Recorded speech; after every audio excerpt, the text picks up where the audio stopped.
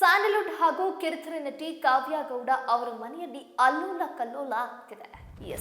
ನಟಿ ಕಾವ್ಯ ಗೌಡ ಮತ್ತು ಪ್ರೇಮ ಕುಟುಂಬಸ್ಥರ ನಡುವಿನ ಆಸ್ತಿ ಹಾಗೂ ಕೌಟುಂಬಿಕ ಕಲಹದ ಪ್ರಕರಣ ಈಗ ತೀವ್ರ ಸ್ವರೂಪ ಪಡೆದುಕೊಂಡಿದೆ. ಬೆಂಗಳೂರಿನ ರಾಮಮೂರ್ತಿ ನಗರದ ಪೊಲೀಸರು ತನಿಖೆಯನ್ನ ಚುರುಕುಗೊಳಿಸಿದ್ದು ದಿನಕ್ಕೊಂದು ಹೊಸ ತಿರುವುಗಳು ನೀಡುತ್ತಿದ್ದಾರೆ. ಪೊಲೀಸರಿಗೆ ತಲೆನೋವಾದ ಸಂಸಾರ ಗಲಾಟೆ, ನಟಿ ಕಾವ್ಯ ಗೌಡ ಹಾಗೂ ಅವರ ಪತಿ ಸೋಮಶೇಖರ್ ವಿರುದ್ಧ ಕೇಳಿ ಬಂದಿರುವ ಆರೋಪಗಳು ಮತ್ತು ಅವರು ಮಾಡ್ತಾ ಇರುವ ಪ್ರತ್ಯಾರೋಪಗಳು ರಾಮಮೂರ್ತಿ ನಗರ ಪೊಲೀಸರಿಗೆ ದೊಡ್ಡ ತಲೆನೋವಾಗಿ ಪರಿಣಮಿಸಿದೆ.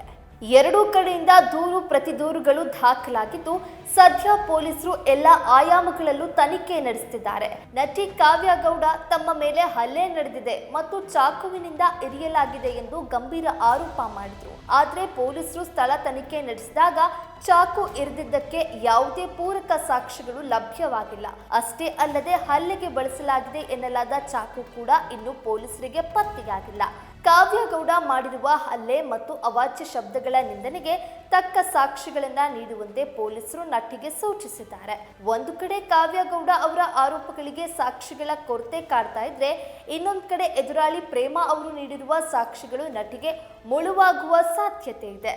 ಪ್ರೇಮ ಪೊಲೀಸರಿಗೆ ಕೆಲವೊಂದು ಫೋಟೋ ಹಾಗೂ ವಿಡಿಯೋಗಳನ್ನ ಸಾಕ್ಷಿ ರೂಪವಾಗಿ ಸಲ್ಲಿಸಿದ್ದಾರೆ. ಅದರಲ್ಲಿ ಕಾವ್ಯ ಗೌಡ ಪತಿ ಸೋಮಶೇಖರ್ ಚಪ್ಪಲಿಯಿಂದ ಹೊಡಿತಾ ಇರುವ ದೃಶ್ಯಗಳಿವೆ ಎನ್ನಲಾಗ್ತಿದೆ. ಕಾವ್ಯ ಮತ್ತು ಸೋಮಶೇಖರ್ ಅವರ ವರ್ತನೆಗೆ ಸಂಬಂಧಿಸಿದ ಸಾಕ್ಷಿಗಳು ಸಿಕ್ಕಿರುವುದು ಅವರ ಪಾಲಿಗೆ ಸಂಕಷ್ಟ ತಂದೊಡ್ಡುವ ಸಾಧ್ಯತೆ ಇದೆ. ತನಿಖೆ ಹಂತ ಹಂತವಾಗಿ ಮುಂದುವರಿಸಿರುವ ಪೊಲೀಸರು ಮುಂದಿನ ಕೆಲವು ಪ್ರಮುಖ ನಿರ್ಧಾರಗಳನ್ನ ತೆಗೆದುಕೊಂಡಿದ್ದಾರೆ. ಪೊಲೀಸರು ಶೀಘ್ರವೇ ನಟಿಯ ಮನೆಗೆ ಭೇಟಿ ನೀಡಿ ಸ್ಥಳ ಮಹಜರು ನಡೆಸಲಿದ್ದಾರೆ.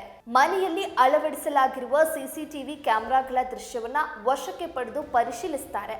ಮನೆಯಲ್ಲಿ ಕೆಲಸ ಮಾಡುವ ಸಿಬ್ಬಂದಿಯನ್ನು ವಿಚಾರಣೆಗೆ ಒಳಪಡಿಸಿ ಅವರ ಹೇಳಿಕೆಗಳನ್ನು ದಾಖಲಿಸಿಕೊಳ್ಳಲು ಪೊಲೀಸರು ಸಿದ್ಧತೆ ನಡೆಸಿದ್ದಾರೆ. ಸದ್ಯ ಆಸ್ಪತ್ರೆಯಲ್ಲಿ ದಾಖಲಾಗಿರುವ ಕಾವ್ಯ ಗೌಡ ಪತಿ ಸೋಮಶೇಖರ್ ಗುಣಮುಖರಾದ ನಂತರ ಪೊಲೀಸರು ಅವರನ್ನು ವಿಚಾರಣೆಗೆ ಒಳಪಡಿಸಲಿದ್ದಾರೆ.